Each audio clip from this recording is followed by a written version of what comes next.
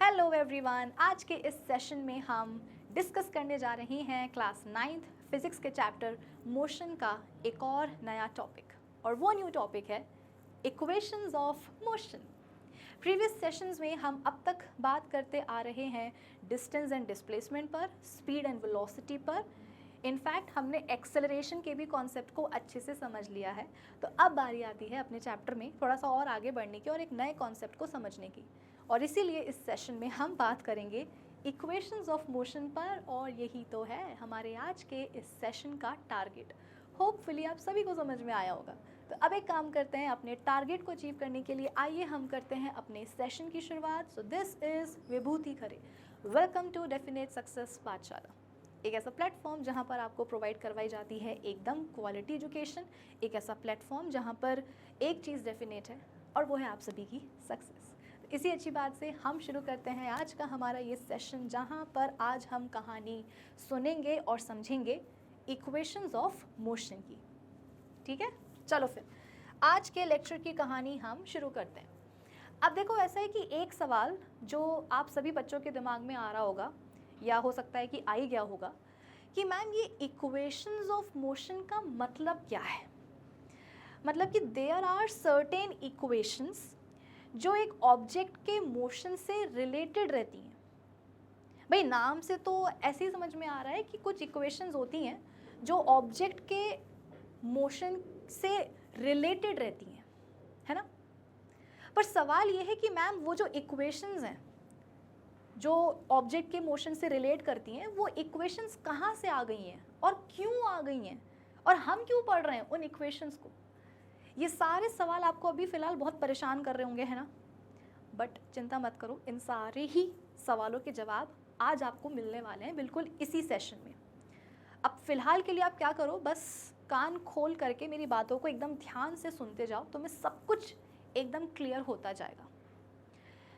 देखो बेटा, बात यह है कि एक ऑब्जेक्ट के मोशन को डिस्क्राइब करने के लिए या डिफाइन करने के लिए ना कुछ अलग अलग तरीके होते हैं। मैंने क्या बोला, एक ऑब्जेक्ट के मोशन को डिफाइन करने के लिए कुछ अलग अलग तरीके होते हैं। जैसे कि एक तरीका होता है वर्ड्स के थ्रू, शब्दों के थ्रू ऑब्जेक्ट के मोशन को डिस्क्राइब करना। तो बेटा प्रीवियस सेशंस से हम अब तक वर्ड्स के थ्रू ही क्या करते आ रहे हैं, एक ऑब्जेक्ट के मोशन को डिफाइन करने की कोशिश करते आ रहे हैं, है ना।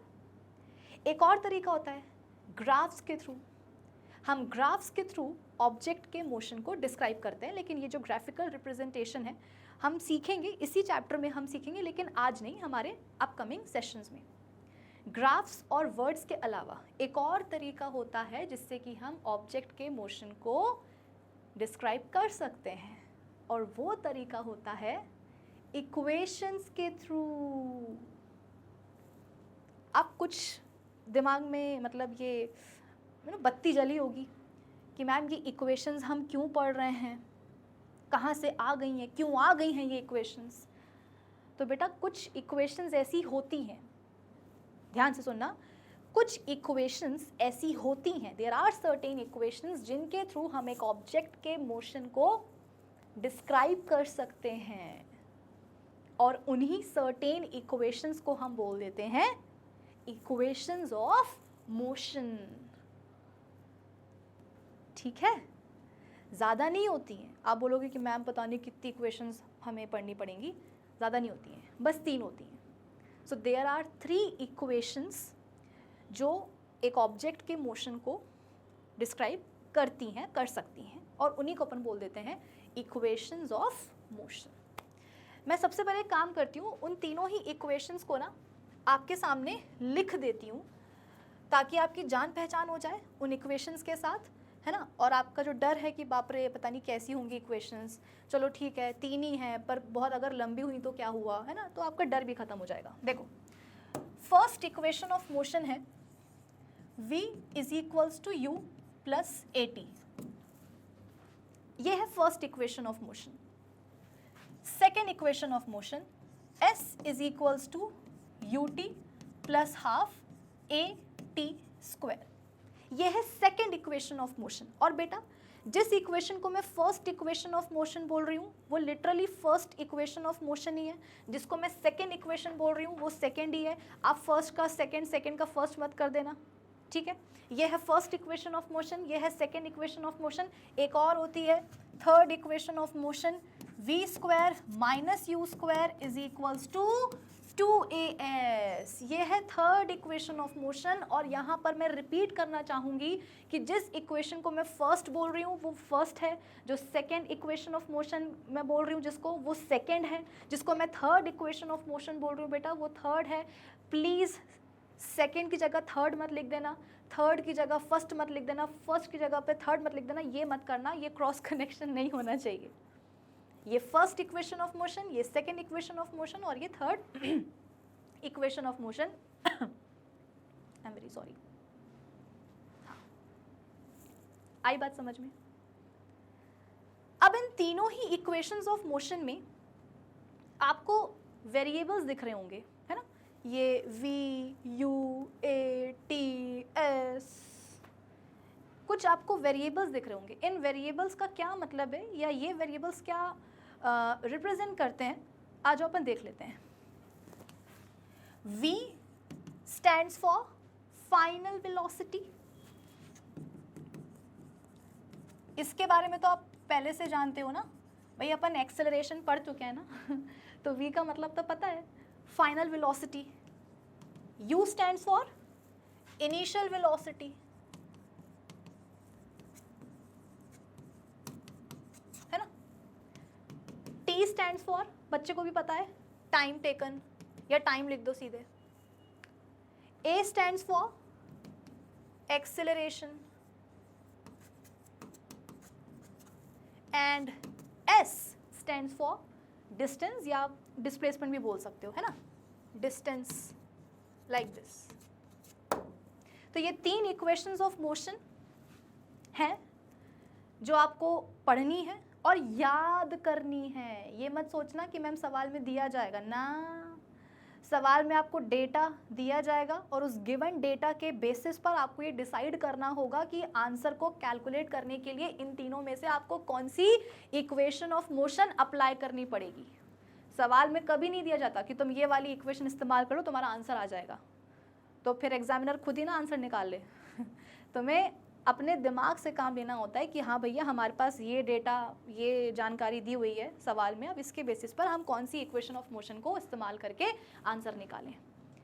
तो तुमसे ये एक्सपेक्ट किया जाएगा कि तुम ये तीनों को याद कर लो, ये फर्स्ट इक्वेशन ऑफ मोशन, ये सेकेंड और ये वाली थर्ड।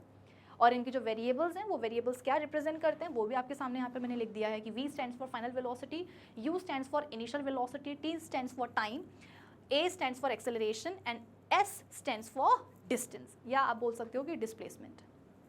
ठीक है, अब आप बोलोगे कि मैम चलो ठीक है समझ में आ गया कि ये जो इक्वेशंस ऑफ मोशन हैं इनका मतलब क्या है, ठीक है। और ये बेसिकली मतलब इतना तो आपके दिमाग में आ गया कि हाँ एक मोशन, एक ऑब्जेक्ट के मोशन को डिस्क्राइब करने के लिए ये तीनों इक्वेशंस जो हैं आ जाती हैं कि देखो देखो हम क्या कर सकते हैं, ऑब्जेक्ट के मोशन को डिस्क्राइब कर सकते हैं। कौन होती हैं वो थ्री इक्वेशंस ऑफ मोशन, वो आपके सामने यहाँ पर लिख दिया गया है, ठीक है। अब सवाल ये उठता है कि मैम ये आई कहाँ से हैं, मतलब इनका डेरिवेशन। कई बार स्कूल एग्जाम्स में आपसे इन तीन इक्वेशंस ऑफ मोशन का डेरिवेशन पूछ लिया जाता है कि भाई डिराइव करके बताओ फर्स्ट इक्वेशन ऑफ मोशन या सेकेंड इक्वेशन ऑफ मोशन और थर्ड इक्वेशन ऑफ मोशन, मतलब आपको लिटरली डिराइव करना पड़ता है। तो आ जाओ अपन जो है ना इन तीनों ही इक्वेशंस ऑफ मोशन का एक एक करके डेरिवेशन समझ लेते हैं, ओके। और फिर एक बार डेरिवेशन में आपको समझा दूँ, फिर इसके बाद में मैं आपको ये बता पाऊँगी कि भाई किस तरीके से जो है ना हम इन इक्वेशंस को इस्तेमाल करते हैं। देखो इक्वेशंस का इस्तेमाल तो हमें करना आना पड़ेगा, क्यों? जैसे मान लो एक क्वेश्चन है, जो इसका अगला सेशन होगा ना बेटा, उसमें अपन इन तीनों ही इक्वेशंस ऑफ मोशन के ऊपर ढेर सारे न्यूमेरिकल सॉल्व करेंगे अच्छे लेवल के। आज समझ लो, है ना, जान लो इक्वेशंस ऑफ मोशन को, डेरिवेशन सीख लो और फिर अगले सेशन में खूब प्रैक्टिस करेंगे अपन, ठीक है। तो देखो मान लो कि सवाल आ गया कि एक ऑब्जेक्ट है जिसकी इनिशियल वेलोसिटी ये है, फाइनल वेलोसिटी ये है और मोशन में एक्सेलरेशन जो है ना ये है, तो बताओ वेलोसिटी को चेंज होने में टाइम कितना लगा, है ना। तो आपके पास u गिवन है, आपके पास v गिवन है, आपके पास a गिवन है, तो t निकालना है। तो आप t निकालने के लिए कौन सी इक्वेशन का इस्तेमाल कर सकते हो? मेरे ख्याल से आप फर्स्ट इक्वेशन ऑफ मोशन का इस्तेमाल कर सकते हो। क्यों भाई, आपके पास सवाल में v दिया हुआ है, u दिया हुआ है और a भी दिया हुआ है, तो t निकालने के लिए क्या कर सकते हो, ये वाला जो इक्वेशन है फर्स्ट इक्वेशन, वो आप जो है ना इस्तेमाल कर सकते हो, अप्लाई कर सकते हो। मान लो कि आपको क्वेश्चन में अच्छा हाँ, आप बोलोगे कि मैम जो टाइम वेरिएबल है वो तो सेकेंड इक्वेशन में भी है, तो हम सेकेंड इक्वेशन का भी इस्तेमाल कर सकते हैं? नहीं कर सकते। क्यों नहीं कर सकते? क्योंकि सेकेंड इक्वेशन में डिस्टेंस की भी बात की जा रही है बेटा, डिस्टेंस वेरिएबल भी तो है ना, एस भी तो है। सवाल में आपको सिर्फ यू, वी और ए की जानकारी है, एस की जानकारी नहीं है।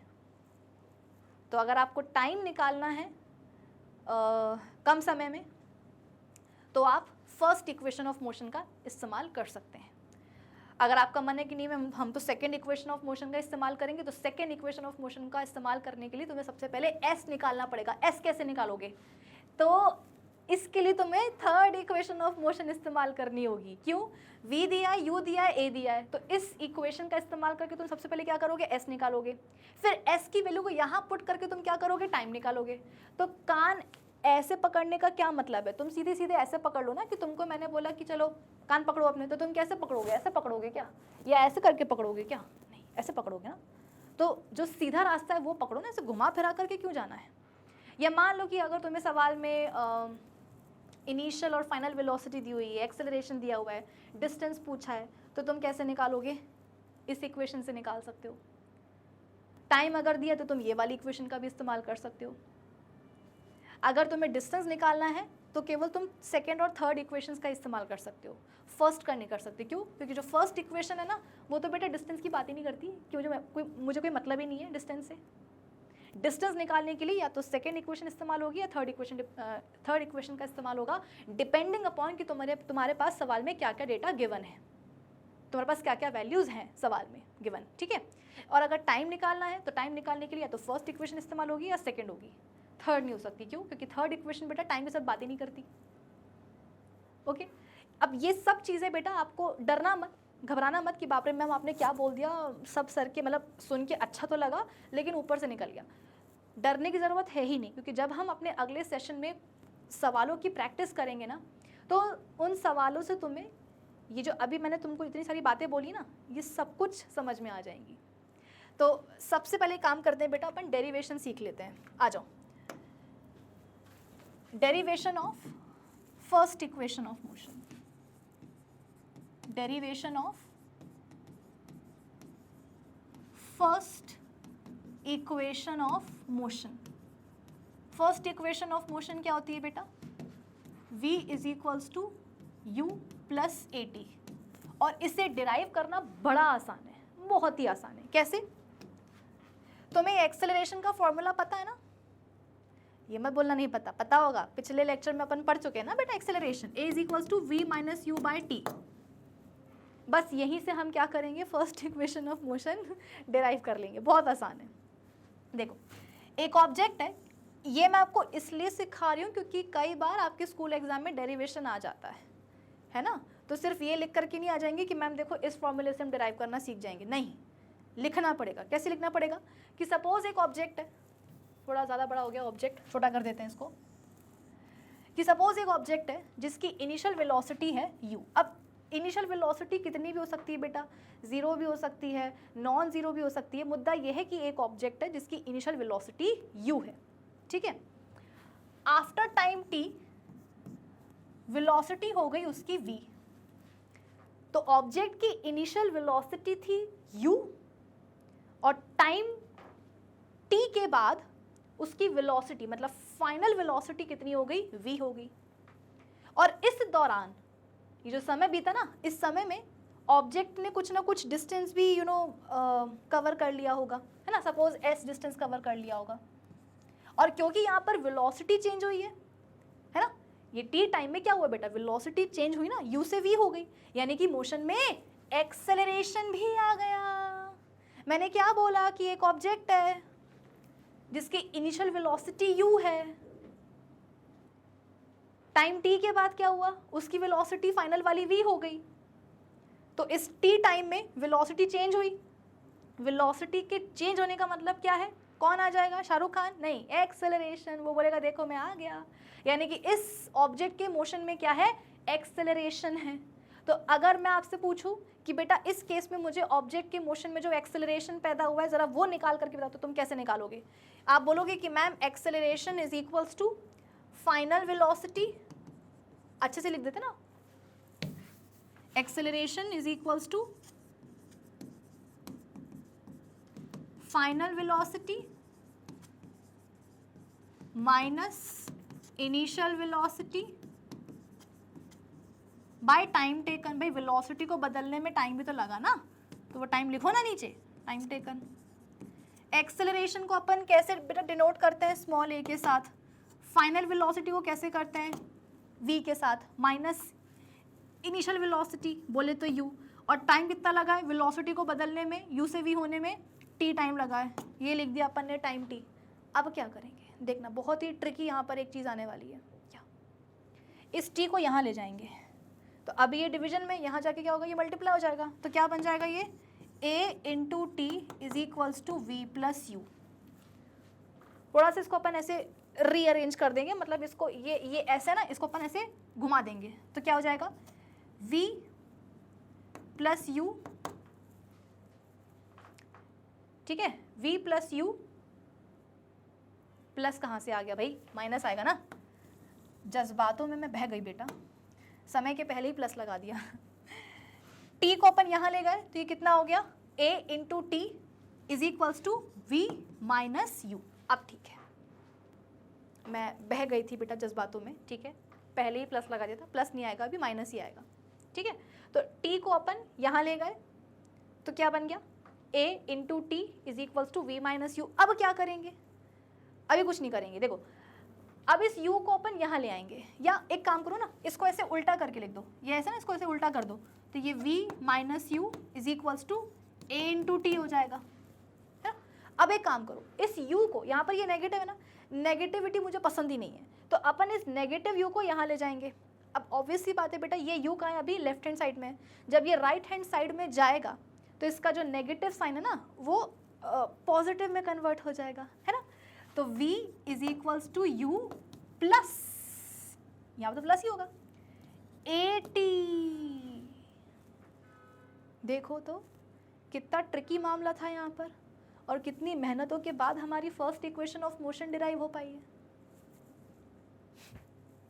जोक्स अपार्ट बेटा, ये आ गई अपनी फर्स्ट इक्वेशन ऑफ मोशन। इतना आसान था फर्स्ट इक्वेशन ऑफ मोशन को डिराइव करना। बस तुम्हें क्या लिखना होगा कि एक ऑब्जेक्ट है जिसकी इनिशियल वेलोसिटी थी u, टाइम t के बाद उसकी फाइनल वेलोसिटी हो गई v। अब क्योंकि वेलोसिटी चेंज हुई तो मोशन में एक्सेलरेशन पैदा हो गया, वही एक्सेलरेशन हम यहाँ पर कैलकुलेट करते हैं, कैसे, final velocity minus initial velocity by time taken, यानी कि a is equals to v minus you by t. T को यहाँ ले गए तो क्या बन गया, v minus u is equals to a t बन गया। u को भी यहाँ ले गए तो वो नेगेटिव से पॉजिटिव हो गया, तो v is equals to u plus a t. First equation of motion हमारी डिराइव हो गई है, बधाई हो, लड्डू बांटो। ओके, चलो अब इसी खुशी में हम एक काम करते हैं, सेकेंड इक्वेशन ऑफ मोशन को भी डिराइव कर लेते हैं। आ जाओ बात करते हैं। अब देखो डिफिकल्टी लेवल थोड़ा सा बढ़ेगा, जैसे कि फर्स्ट इक्वेशन ऑफ मोशन को डिराइव करना तो बहुत ही आसान था, सेकेंड इक्वेशन ऑफ मोशन को डिराइव करना थोड़ा सा, मतलब डिफिकल्ट तो नहीं बोलेंगे पर हाँ थोड़ा सा डिफिकल्ट रहेगा, ठीक है। देखो डेरिवेशन ऑफ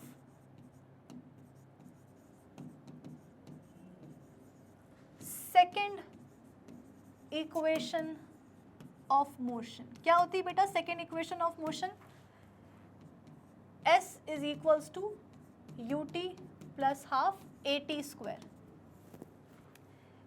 कुछ भी करके हमें ये इक्वेशन लेकर के आनी है।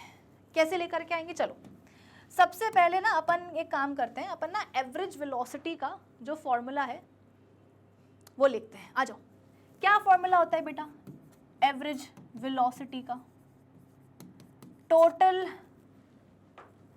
Distance covered in a given direction by total time taken, है ना। भाई वेलोसिटी क्या होता है, डिस्प्लेसमेंट अपॉन टाइम। और डिस्प्लेसमेंट को अपन कैसे लिख सकते हैं, distance covered in a given direction. जब हम एक ही डायरेक्शन में बेटा, मतलब एक कोई ऑब्जेक्ट, एक कोई बॉडी है, जब वो एक ही डायरेक्शन में मूव करती है तो उसका डिस्टेंस एंड डिस्प्लेसमेंट बराबर बराबर होता है ना भाई। अगर डायरेक्शन चेंज नहीं हो रहा है, इसका मतलब क्या, एक स्ट्रेट लाइन पाथ में ऑब्जेक्ट जो है वो मूव कर रहा है, बॉडी मूव कर रही है। तो गिवन डायरेक्शन में यदि मोशन हो, डिस्टेंस कवर किया जा रहा हो, तो डिस्टेंस एंड डिस्प्लेसमेंट बराबर बराबर हो जाते हैं। तो डिस्प्लेसमेंट की जगह पे अपन क्या लिख सकते हैं, distance covered in a given direction, है ना। तो एवरेज वेलोसिटी की जगह पे अपन क्या लिख सकते हैं, मतलब इसका फॉर्मूला क्या बन सकता है, टोटल डिस्प्लेसमेंट या total distance covered, total distance covered in a given direction by time taken। कोई दिक्कत, कोई डाउट? देखो बेटा, जब मोशन होता है यूनिफॉर्म, यानी कि ये बात मैं आपको पहले भी बता चुकी हूँ, जब इक्वल टाइम इंटरवल्स में इक्वल डिस्टेंसेस कवर किए जाते हैं, जैसे कि एक गाड़ी है वो 1 किलोमीटर में डिस्टेंस कवर करती है, नहीं 1 घंटे में वो गाड़ी जो है कवर करती है 10 किलोमीटर डिस्टेंस कवर। नेक्स्ट 1 घंटे में भी वो 10 किलोमीटर डिस्टेंस ही कवर करती है, उसके भी नेक्स्ट 1 घंटे में वो 10 किलोमीटर डिस्टेंस ही कवर करती है, उसके भी नेक्स्ट 1 घंटे में वो 10 किलोमीटर डिस्टेंस ही कवर करती है। मतलब कि यहाँ पर क्या हो रहा है, जो गाड़ी है वो इक्वल टाइम इंटरवल्स में इक्वल डिस्टेंसेस कवर कर रही है, तो इसको अपन बोलते हैं यूनिफॉर्म मोशन। और जब होता है मोशन यूनिफॉर्म, तो बेटा थ्रू आउट द मोशन जो स्पीड है या जो वेलोसिटी है वो कांस्टेंट रहती है, वो सेम रहती है, वो चेंज नहीं होती है। लेकिन जब हम बात करते हैं किसकी, नॉन यूनिफॉर्म मोशन की, यानी कि जब अनइक्वल डिस्टेंसेस कवर किए जा रहे हों इक्वल टाइम इंटरवल्स में, जैसे कि 1 घंटे में, पहले 1 घंटे में डिस्टेंस कवर किया गया 10 किलोमीटर, नेक्स्ट 1 घंटे में डिस्टेंस कवर किया गया 5 किलोमीटर, उसके भी नेक्स्ट 1 घंटे में डिस्टेंस कवर किया 15 किलोमीटर, उसके नेक्स्ट 1 घंटे में डिस्टेंस कवर किया 20 किलोमीटर। तो यहाँ पर क्या हो रहा है बेटा, अनइक्वल डिस्टेंसेस कवर किए जा रहे हैं इक्वल टाइम इंटरवल्स में। तो इस केस में थ्रू आउट द मोशन जो स्पीड है, जो वेलोसिटी बेटा, वो सेम तो नहीं रहेगी, कांस्टेंट तो नहीं रहेगी, वो चेंज होती रहेगी। तो नॉन यूनिफॉर्म मोशन के केस में अपन क्या करते हैं, एवरेज स्पीड और एवरेज वेलोसिटी निकालते हैं कि भाई through out the motion velocity या स्पीड बदल रही है, तो छोड़ो, अपन क्या करते हैं, अपन एवरेज स्पीड या एवरेज वेलोसिटी निकालते हैं। तो फॉर्मूला क्या बनता है एवरेज स्पीड का या एवरेज वेलोसिटी का, एवरेज स्पीड का फॉर्मूला बनता है total distance covered by total time taken. Average velocity का क्या बन जाएगा, total distance covered in a given direction by total time taken, है ना, ये बन जाता है। अब एक काम करते हैं, ये बहुत ऐसा लंबा लंबा दिख रहा है, इसको अपन कट डाउन कर लेते हैं। ये total distance covered in a given direction को अपन एस लिख लें, एस। भाई एस क्या रिप्रेजेंट करता है, जो वेरिएबल एस है, देखो ना, वो डिस्टेंस ही तो यहाँ पर रिप्रेजेंट करता है ना। तो अपन ने क्या करा, इस डिस्टेंस को लिख दिया कैसे, कैसे, एस के फॉर्म में, ठीक है। और टाइम टेकन तो बेटा सबको पता है कि उसको अपन कैसे डिनोट करते हैं, टी के साथ, है ना। तो इसको अपन ने कट डाउन कर दिया, देखो कितना प्यारा लग रहा है कट डाउन करके, छोटू सा स्वीट सा, है ना। अच्छा, अब एक और चीज़, एवरेज वेलोसिटी का एक और फॉर्मूला होता है, एवरेज वेलोसिटी का एक और फॉर्मूला होता है, क्या? अरे आपकी एनसीईआरटी बुक में भी तो दिया हुआ है, u प्लस v, यानी कि initial velocity plus final velocity bye 2। तो एक काम करो ना, एवरेज वेलोसिटी, देखो एवरेज वेलोसिटी का ये एक फॉर्मूला है ना, और एक और फॉर्मूला क्या होता है, u प्लस v बाय 2। मेरी बात समझ में आ रही है कि नहीं आ रही है? एवरेज वेलोसिटी के 2 फॉर्मूले होते हैं, तो दोनों आपस में हमने क्या करा, ऐसे बराबर बराबर कर दिए। एवरेज वेलोसिटी का फॉर्मूला होता है एक ये वाला और एक ये वाला, इसको अपन ने कट डाउन करके ऐसा बना दिया, और फिर क्या करा, दोनों को ऐसे देखो बराबर बराबर कर दिया, और बराबरी में लिख भी देंगे, देखो ये क्या है, एवरेज वेलोसिटी का फॉर्मूला है, ये भी और ये भी, ठीक है। अब क्या करेंगे अपन, फर्स्ट इक्वेशन ऑफ मोशन में हमने v is equals to u plus a t किया है, यानी कि फर्स्ट इक्वेशन ऑफ मोशन में हमने v की वैल्यू निकालना सीख ली है कि v की जगह पे अपन क्या लिख सकते हैं, u प्लस ए टी, है ना। तो यहाँ पर जो हमारी ये इक्वेशन बनी है बेटा, यहाँ पर हमारी सपोज ये फर्स्ट इक्वेशन है, इस फर्स्ट इक्वेशन में जो v है इसकी जगह पर अपन क्या लिख सकते हैं, इसकी जगह पर अपन लिख सकते हैं u प्लस ए टी, है ना. So by putting the value of v in equation 1, ये बेटा मैथ्स में ऐसे ही तो करते हैं ना, बाय पुटिंग,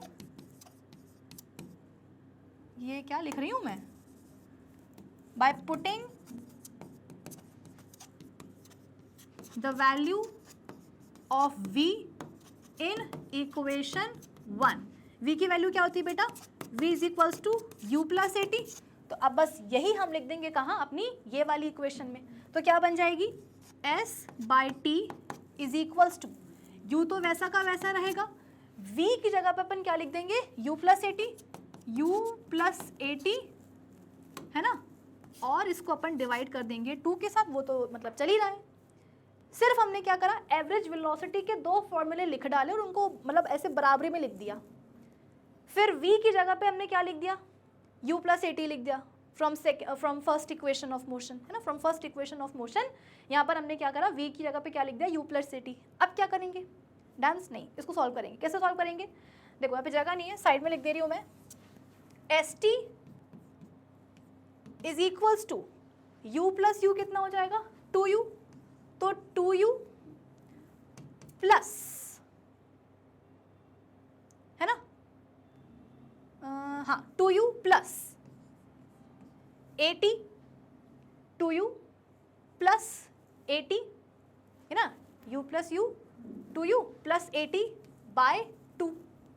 अब एक काम करो, t को भी यहाँ ले जाओ, तो क्या बन जाएगा, ये देखो, s is equals to t bracket के अंदर पूरा 2u प्लस 80 बाय 2. अब आप बोलोगे कि मैम ब्रैकेट में क्यों डाला, क्योंकि बेटा ये जो t यहाँ से यहाँ पहुँचा है ना, यहाँ से यहाँ जब t पहुँचेगा तो ये मल्टीप्लाई होगा, तो ये जो t मल्टीप्लाई होगा वो 2u से भी होगा और 80 से भी होगा. अब करो इसको multiply, s is equals to 2u into t कर दो, कितना हो जाएगा, 2ut, 2ut plus t into 80 कितना हो जाएगा, 80 स्क्वायर. भाई एक t पहले से है, एक और t मल्टीप्लाई हो रहा है तो कितना हो जाएगा, t square plus 80 square, 80 square by 2, है ना. अब एक काम करो, इन दोनों को अलग अलग कर दो. भाई अभी तो ये साथ में, इनको अलग अलग कर दो. कैसे अलग होंगे, हो जाएंगे, ये देखो, s is equals to 2ut by 2 plus at square by 2. भाई जब ये अलग अलग होंगे तो अपना अपना डिनोमिनेटर लेकर के अलग अलग होंगे ना, तो इसका 2 ऊपर वाले 2 से कट जाएगा, बचेगा कितना, s is equals to ut plus, इसके पास तो अभी भी 2 रहेगा, है ना, मतलब कि हाफ इंटू at स्क्वायर. ये देखो मुन्नो, ये आ गया क्या, सेकेंड इक्वेशन ऑफ मोशन हमने डिराइव कर दी है. सो आई होप कि आपको सेकेंड इक्वेशन ऑफ मोशन कैसे डिराइव करना है ये कुछ तो मतलब ऐसे दिमाग में गया होगा ना. ऐसे तो नहीं कि बिल्कुल मैम क्या बोला कुछ समझ में नहीं आया, नहीं. देखो हमने सबसे पहले क्या करा, एक बार मैं आपको रिवाइज करवा देती हूँ. हमने सबसे पहले एवरेज वेलोसिटी के दोनों फॉर्मूले लिख डाले. एक तो ये होता है u प्लस वी बाई 2, है ना, और दूसरा ये होता है total distance covered in a given direction by total time taken, है ना. तो इसको अपन ने कट डाउन करके क्या लिख दिया, s बाई टी, और उसके बगल में एवरेज वेलोसिटी का दूसरा फॉर्मूला. अब हम क्या करेंगे, v की वैल्यू रख देंगे इस फर्स्ट इक्वेशन में.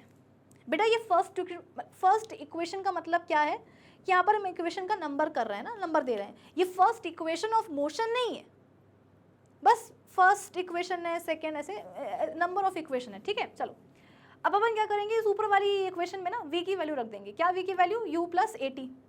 तो जहाँ आपको v दिख रहा है वहाँ पर आप क्या रख दो, u प्लस एटी. तो ये कितना हो जाएगा, s by t is equal to u plus a t by 2. अब ये u प्लस यू क्या हो जाएगा, 2u हो जाएगा, है ना. तो s by t is equal to 2u plus a t by 2. अब क्या करेंगे, इस t को भी यहाँ ले जाओ, तो ये दोनों से मल्टीप्लाई होगा, यानी कि s is equals to 2ut and t इससे भी मल्टीप्लाई होगा, तो कितना हो जाएगा, 80 स्क्वायर बाय 2. फिर क्या करेंगे, इन दोनों को अलग अलग करेंगे, तो ये लोग अपना अपना डिनोमिनेटर लेकर के अलग हो जाएंगे. तो s is equals to 2ut by 2 plus 80 square by 2. यहाँ पर इसका 2 इसके 2 से कट जाएगा ऊपर नीचे का, तो क्या बन जाएगा अपना formula, s is equals to ut plus यहाँ पर तो 2 है डिनोमिनेटर में, तो हाफ AT स्क्वायर। ये आ गई सेकेंड इक्वेशन ऑफ मोशन। और इसीलिए मैंने कहा था कि थोड़ी सी यहाँ पर आप बोल सकते हो कि डिफिकल्टी लेवल बढ़ गया है। देखो फर्स्ट इक्वेशन ऑफ मोशन को तो डिराइव करना बहुत ही आसान था, है ना। सेकेंड इक्वेशन ऑफ मोशन को डिराइव करने में थोड़ा सा आपको चैलेंज मिलेगा, ठीक। अब एक काम करते हैं, अब हम बात करते हैं थर्ड इक्वेशन ऑफ मोशन की, जिसको कि डिराइव करना थोड़ा और चैलेंजिंग रहेगा आपके लिए, लेकिन अगर तुम्हें समझ में आ गया ना तो फिर हमेशा के लिए दिमाग में चीज़ें बढ़ जाएंगी।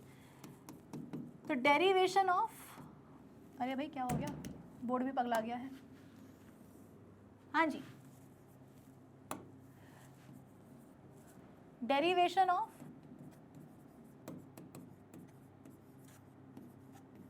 Third equation of motion. Third equation of motion को अब हम क्या करेंगे, डिराइव करना सीखेंगे, ठीक है। चलो कौन सा कलर लें, चलो अब ये लेते हैं कलर, ये वाला नहीं, ये ले लेते हैं, चलो ये तो मैं देखेगा, ठीक है। चलो आओ, हाँ जी। अच्छा, थर्ड इक्वेशन ऑफ मोशन होती क्या है वो तो मैं लिख लूँ, v square minus u square is equals to 2as। तुम्हें किसी भी तरीके से इस इक्वेशन तक पहुंचना है, ठीक है। और थर्ड इक्वेशन ऑफ मोशन को डिराइव करने के लिए ना बेटा, हम फर्स्ट और सेकंड इक्वेशन ऑफ मोशन का इस्तेमाल करेंगे। तो यहाँ पे मैं ये भी लिख देती हूँ कि we will use first and second equations of motion to derive the third one। कैसे? v is equals to u plus at होता है कि नहीं होता? तो अगर मैं आपसे बोलूँ कि बेटा इस फर्स्ट इक्वेशन ऑफ मोशन में से t की वैल्यू निकालो, कैसे निकालोगे? u को यहाँ ले जाओ तो कितना हो जाएगा, v minus u is equals to at। a को भी यहाँ ले जाओ तो कितना हो जाएगा, v minus you by a is equals to t. तो t की वैल्यू आप यहाँ से कैसे निकाल सकते हो, v minus you by a. तो फर्स्ट इक्वेशन ऑफ मोशन से हमें t की वैल्यू पता चल गई है, कितनी, v माइनस यू बाय ए, है ना। अब अपन क्या करेंगे बेटा, जो सेकेंड इक्वेशन ऑफ मोशन है, जो सेकेंड इक्वेशन ऑफ मोशन है ना, उसमें हम जहाँ जहाँ t दिख रहा है वहाँ वहाँ उसकी हम वैल्यू रख देंगे। मतलब कि ut में t की जगह पे अपन क्या रख देंगे, v माइनस यू बाय ए, और t स्क्वायर की जगह पे भी हम क्या रख देंगे, v minus you by a. First और सेकेंड इक्वेशंस का इस्तेमाल करते हुए हम थर्ड इक्वेशन ऑफ मोशन को डिराइव करना यहाँ पर सीख रहे हैं फिलहाल। कि फर्स्ट इक्वेशन ऑफ मोशन से हमारे पास क्या आ गई है, t की वैल्यू आ गई है v माइनस यू बाय ए। और अब सेकेंड इक्वेशन ऑफ मोशन में जहाँ जहाँ हमको t दिख रहा है वहाँ वहाँ हम उसकी वैल्यू उठा करके रख देंगे, ठीक है। चलो आ जाओ, तो s is equals to ut plus half at square. अब मैं क्या करूंगी, जहां जहां t दिख रहा है वहां वहां उसकी वैल्यू उठा करके रख दूंगी v माइनस यू बाय ए। सबसे पहले इस वाले t में रखती हूं, तो s is equals to u bracket में v minus you by a. ये ब्रैकेट बेटा मैंने इसलिए लगाया है क्योंकि कई बार पता है बच्चे क्या करते हैं, u is equals to v minus A कर देते हैं by, sorry u is equals to v minus you by A कर देते हैं। तो इससे होता क्या है कि जो ये बाहर वाला जो u है ये केवल v से मल्टीप्लाई हो पाता है, अंदर वाले u से मल्टीप्लाई हो ही नहीं पाता। बेटा ये तो बेसिक मैथ्स का तरीका होता है ना सॉल्व करने का। तो इसीलिए ब्रैकेट लगाओ ताकि जब ये ब्रैकेट खोले तो ये u v से भी मल्टीप्लाई हो और ये दूसरे वाले u से भी मल्टीप्लाई हो, ओके। प्लस हाफ a, अब t स्क्वायर की जगह पे क्या लिख दूंगी मैं, v minus you by A का whole square, v minus you by A का होल स्क्वायर। कई बार बच्चे पता है क्या करते हैं, हाफ इंटू ए v माइनस यू का स्क्वायर कर देते हैं और नीचे a को भूल जाते हैं। बेटा ये जो a है ये भी तो टाइम के ही फॉर्मूले में आया है ना, तो तुम्हें इसका होल स्क्वायर करना पड़ेगा लाइक दिस, ठीक है। चलो अब इसको सॉल्व करते हैं, सबसे पहले इसको सॉल्व करते हैं। देखो ब्रैकेट खोल देते हैं, तो ये जो u है ये इससे भी मल्टीप्लाई होगा, इससे भी मल्टीप्लाई होगा, तो s इज इक्वल्स टू ये कितना हो जाएगा uv माइनस u इंटू, मतलब माइनस तो साइन हो जाएगा, और u इंटू यू कितना हो जाएगा u स्क्वायर, तो u स्क्वायर बाय a।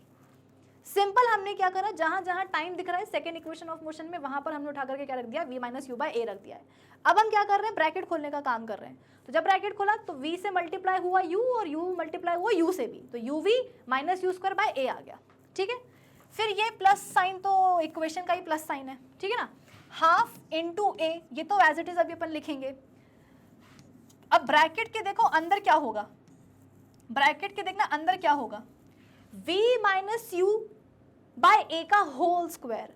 तो a का जब आप स्क्वायर करोगे तो कितना हो जाएगा, ये डिनोमिनेटर में a स्क्वायर हो जाएगा, भाई a का स्क्वायर a स्क्वायर है ना। अब v माइनस यू का आप स्क्वायर कैसे करोगे, मैथ्स में अपन वो पढ़ते हैं ना, क्या बोलते हैं उसको, फंक्शन पढ़ते हैं ना, a माइनस बी का होल स्क्वायर।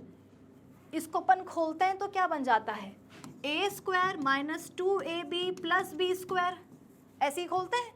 तो वैसे अपन क्या करेंगे, v माइनस यू को भी खोलेंगे, तो v माइनस यू का होल स्क्वायर का मतलब क्या है, v square minus 2uv plus you square. भाई जैसे कि a माइनस बी स्क्वायर होता है ना, a square minus 2ab plus b square, वैसे यहाँ पर हमने क्या करा है, v माइनस यू को भी खोला है। तो v माइनस यू का होल स्क्वायर का मतलब क्या है, v square minus 2uv plus you square. आई बात समझ में, चलो अब एक चीज यहाँ पर हम और कर सकते हैं, क्या, ऊपर का एक a नीचे के एक a से काट सकते हैं। भाई ये जो 1/2a था ये तो सेकेंड इक्वेशन ऑफ मोशन का ही हिस्सा है।